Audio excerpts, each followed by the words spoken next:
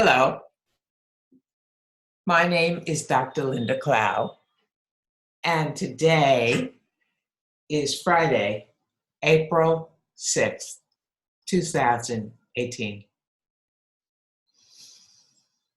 I don't think I have to tell you that so many of us are walking around feeling overwhelmed, burned out, anxious, really scared, and stressed at new levels. Whether you have stress from the inside or what's happening in the world politically, weather-wise, social media-wise, it all affects us. And we have an opportunity now, because for years there were all kinds of tools that people used, but they were esoteric and only monks in recluded places used them. But now many tools are available to all of us. And today I would like to share with you two tools that I think really make a difference in reducing your stress, in getting you calm, in getting you centered, in changing your world from being so scared to seeing positively and to seeing what are the options, what are the possibilities. First, I want to start with a breath and voice work. I call it mindful breathing. I studied with a man named Stough. The work is very much influenced by his work, which he called breathing coordination.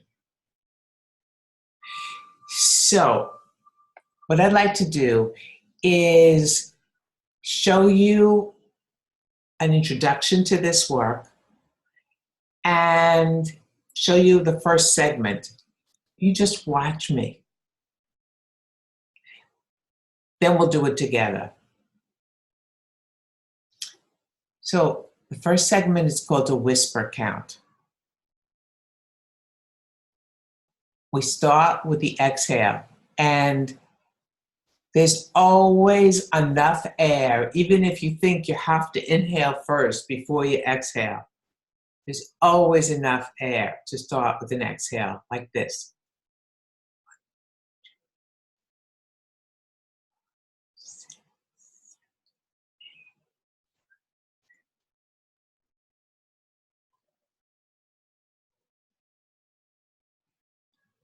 So that's the first half of the segment. So I want to say one or two things. One thing is, you know how you learn best? You learn best by playing. That's why there's research that documents it. But if you look at kids, you learn best by not being so serious and not breathing, right? So be kind to yourself, be compassionate, be non-judging. You'll get it, and it will serve you. The second thing that I want to mention is that breathing is the only autonomic system in the body that we could consciously change. That's really important. So with our conscious behavior, we change our breathing.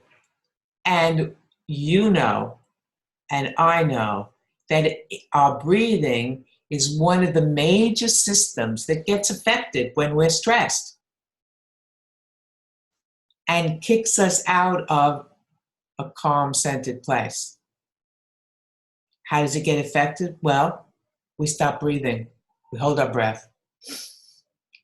We breathe shallow. Yeah? Okay. Let's go back to the segment. Don't compete with me. More is not better. So we'll start with the exhale. You might go to 7. I might go to 10. You might go to 15. I might want to say, I do want to say, I find it easier if you do go beyond 10 to just start again with 1. Only because it's easier, but don't get like really nervous about it. If you go 11, 12, 13, let it be, okay?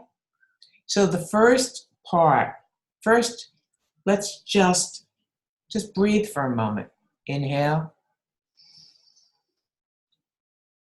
exhale,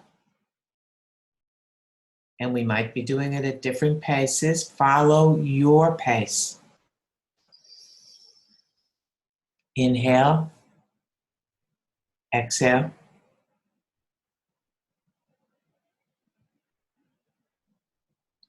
Now on the next exhale, count with me, but I know we're not in the same room, so we're not going to interfere with each other, which is a plus. But I want to really strongly say, don't just watch me. Do this with me. Watching is like watching in the gym.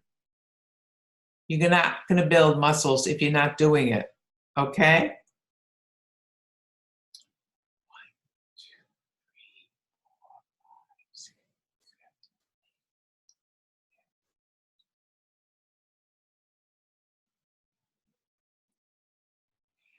One more time.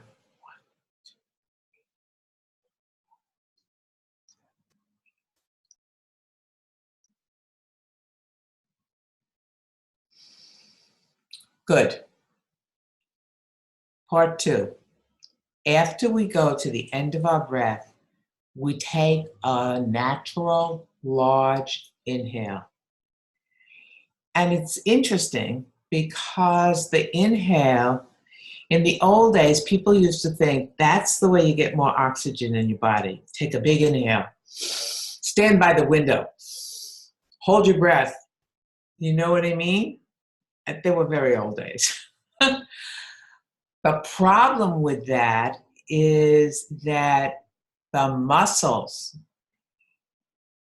in between your rib cage get tight. And instead of developing your breath, so you get more and more oxygen, which oxygenates the entire brain, body, the cells of the body, you get less. This work is based on developing your relaxed exhale. How does the voice come in?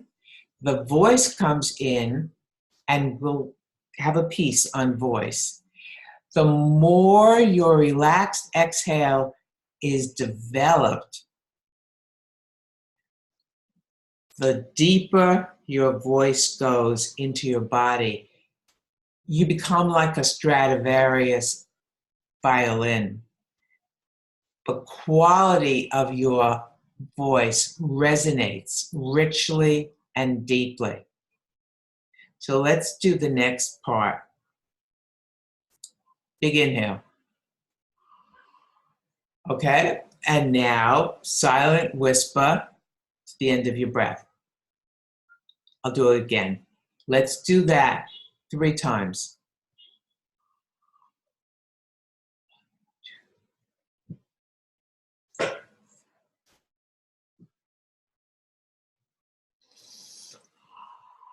This is the second time.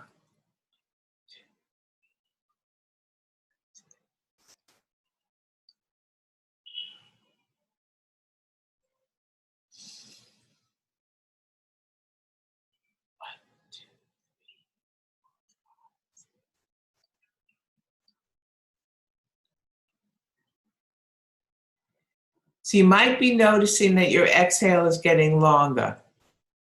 If not, fear not. It will.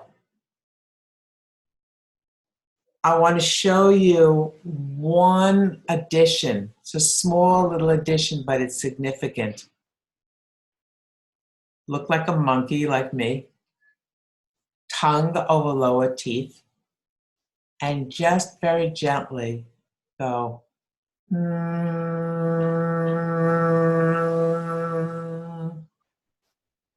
Why? Because it opens your throat. It allows more air to come in.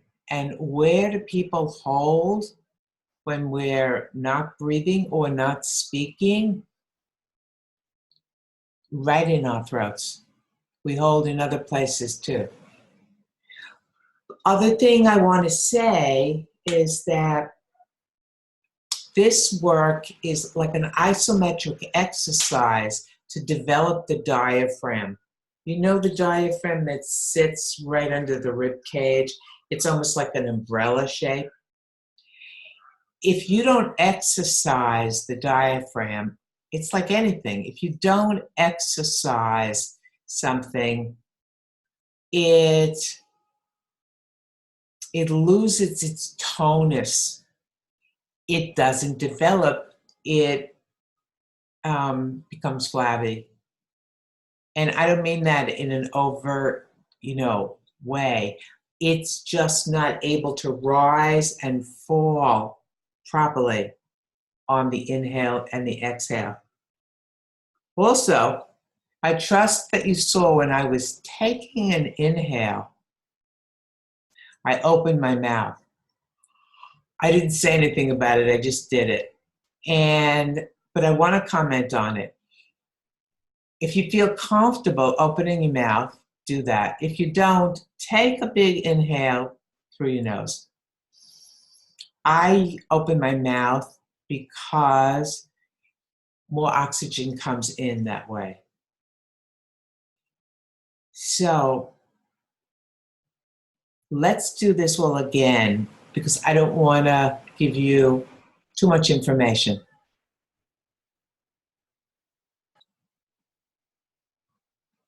Starting with the relaxed whisper count, doing an inhale, and then finishing it with some whisper count. Let me show you.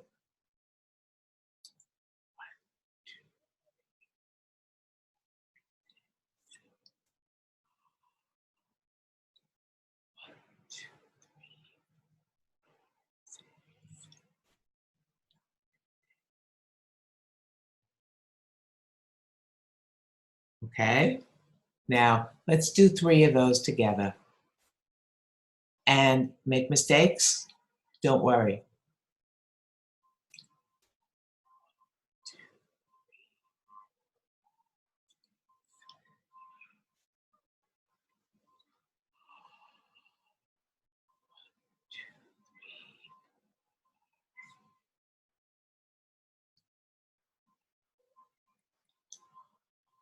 It's the third one.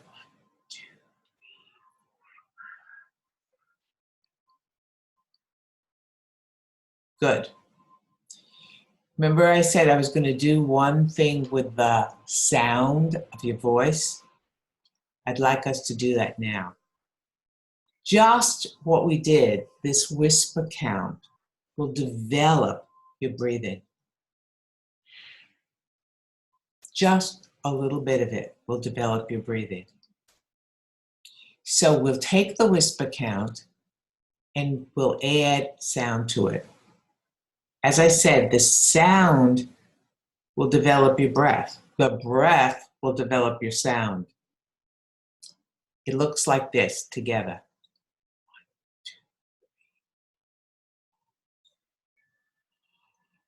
Now I'm going to make a ah,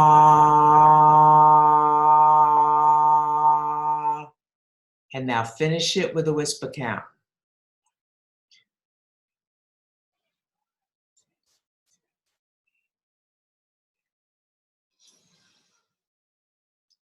Let's do that together. Just double checking, making sure your feet are on the ground. You're sitting back comfortably.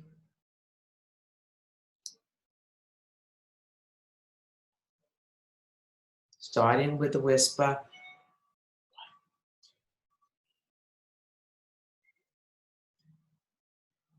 To the end of your breath, which is not necessarily mine.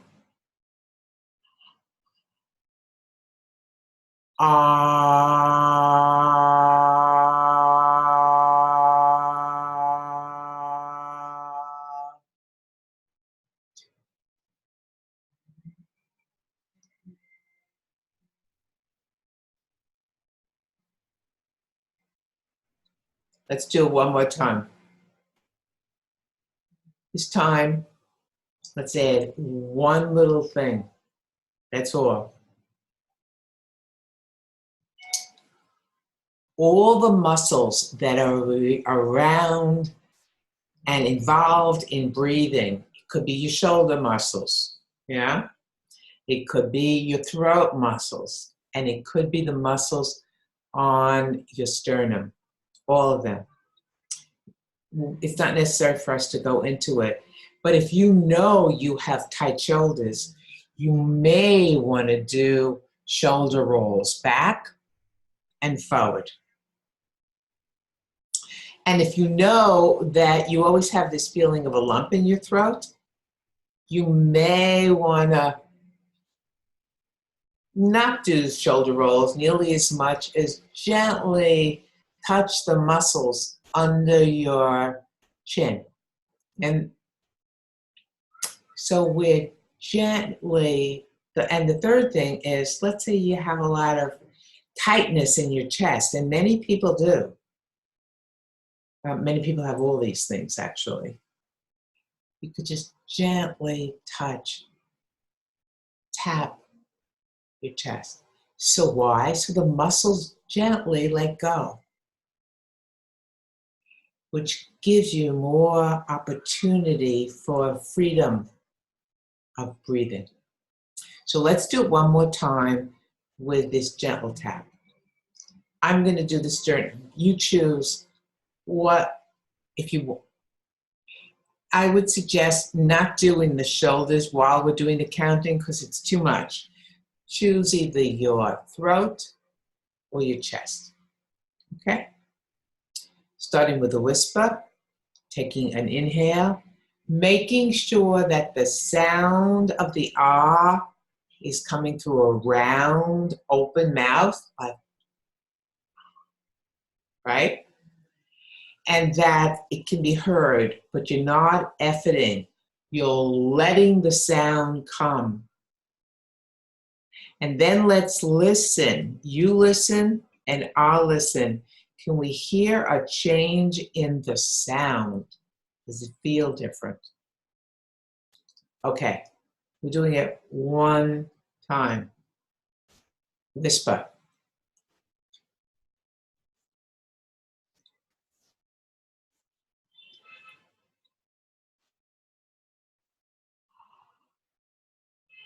Ah.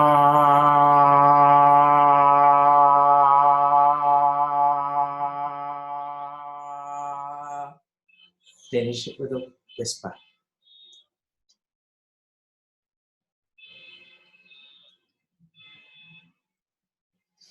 Now, I'm assuming you heard me and you saw me, but just to make sure, when I say sternum, this is what I mean, right here. Sometimes I've done this video and people haven't seen. So maybe if you're watching on a phone or an iPad, I want to make sure sternum, breastbone, chest, okay? Did you hear a change in my voice? I know I'm talking louder this minute.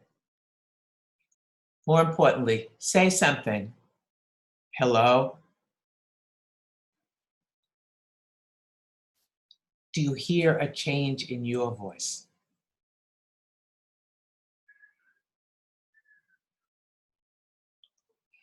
That's the introduction. You could do that for 3 minutes a day. Now I'd like to move into mindfulness meditation. I would suggest, if this talks to you, this practice of breath and voice, that you do it frequently. And if it doesn't talk to you, find something you love. I always like to quote the Persian poet Rumi, who said many great things. Do what you love. It will not lead you astray. So mindfulness meditation is training our mind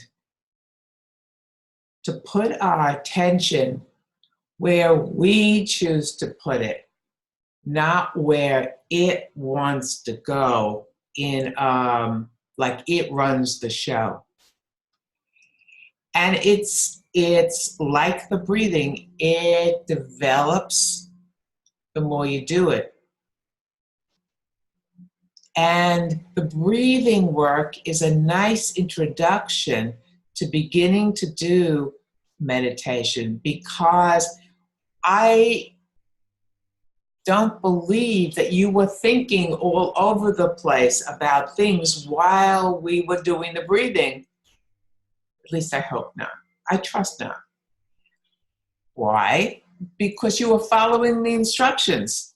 So your mind was busy, but in a very limited way. Typically, the mind has been compared to a wild pony without a saddle. So it runs wild. And when you start to ask it to do something different, like to focus attention in a particular way, it's not so easy for the mind. It's not so easy for the wild pony. So let's begin. And it will help. You're not worrying about like stop thinking. That's not it. But it will help calm the mind down. It will help develop another mindfulness meditation, another place to stand that is not judgmental, that is compassionate, that can begin to watch, what am I thinking right now? That could increase your awareness. What am I feeling? What am I believing? What am I sensing in my body?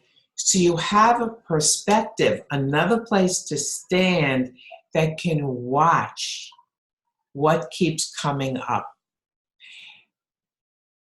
And just a little bit more of an introduction. In the meditation, you could begin to practice letting it go. So you watch it and you let it go. You watch it and you let it go. Easier said than done, but it's a practice. Things get easier when you do them, right? You may want to think of this image. Think that you're sitting at a train station and you're watching the trains come. You're watching the trains go. That's what we're doing in meditation. And if things come up and you get lost, and it's almost like you hop on the train and forget you're sitting in the train station, there will come a time when you'll wake up and you'll become aware. You'll become aware that you got lost in your thoughts or your feelings or your story. Guess what? Forgive yourself. Be compassionate. And go back to your breath. And I didn't start with your breath, but we're going to deal with it right now. In mindfulness meditation, we need to give the mind something to focus on. And what's valuable, it doesn't have to be your breath. If you really don't like focusing on your breath, it could be Tibetan music, like the bell I played at the beginning, just a simple bell. It could be looking at a candle. It could be washing the dishes. It could be pulling weeds from a garden. The point is that the assignment for the mind is put your attention on your object of choice. I like the breath. And then notice what arises in the moment. Let it go. Be kind to yourself. So, let's practice doing that.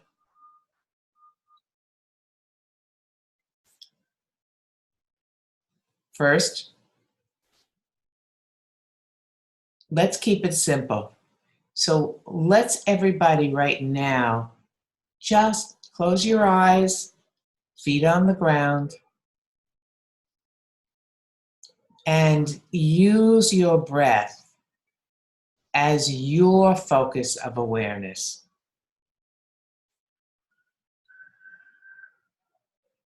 Just sensing your inhale and your exhale. It'd be a good idea to close your eyes if you feel comfortable doing that. But you don't have to. You could put them in a non-focused way, 3 feet in front of you on the ground. I will go back and forth.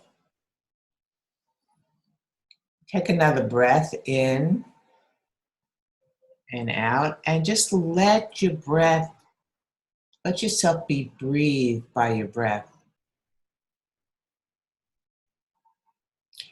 And notice, again, are you breathing from your throat? Are you breathing from your chest? Are you belly breathing? Just notice it. Don't try to change it. Don't try to fix it. Just notice it.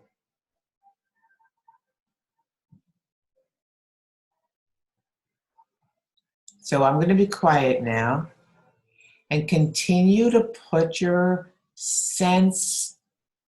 awareness, not just to see the breath, but to sense inhale and the wave of the breath, exhale.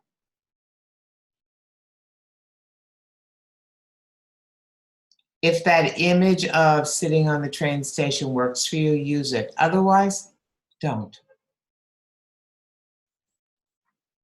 And let's just see what happens. What emerges for you?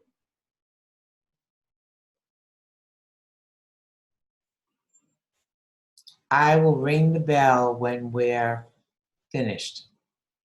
It's going to be a short meditation.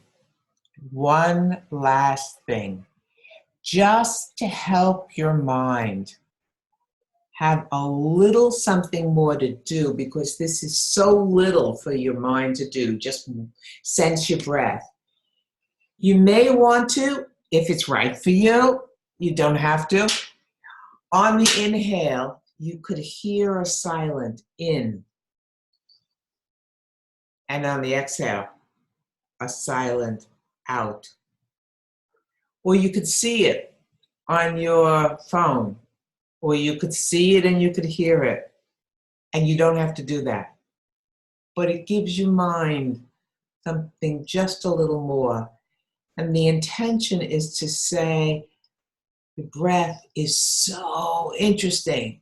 That's what your mind is focusing on. Got it? Now, let's go.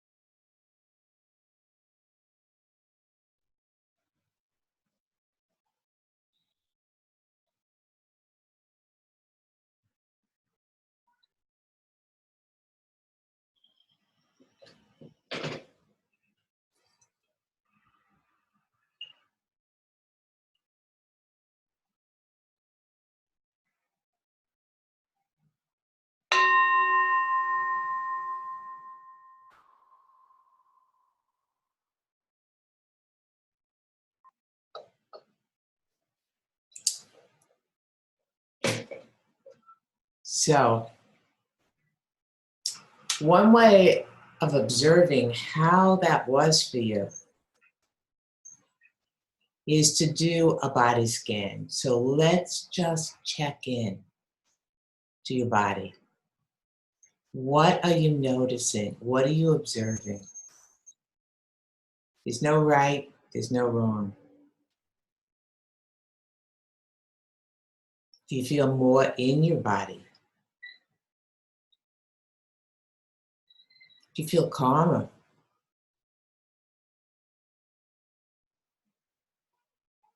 Was this hard?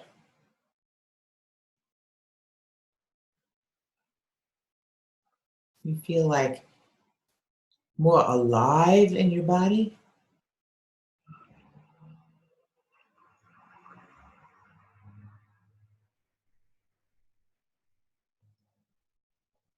These are all things that people have reported to me over and over again. And does your mind feel quieter? And remember, so we did this for a minute and a half. Did it feel long? Were you waiting for the bell to? Did it feel hard? Did it make a difference? So, this combination of the breath and voice, mindful breathing work, followed by mindful meditation. I know I took much more than 5 minutes to share it and teach it to you, but you could set a timer and do it within 5 minutes. And I'd like to suggest hook it to something you do every day. It will help you reduce your resistance to developing this new habit.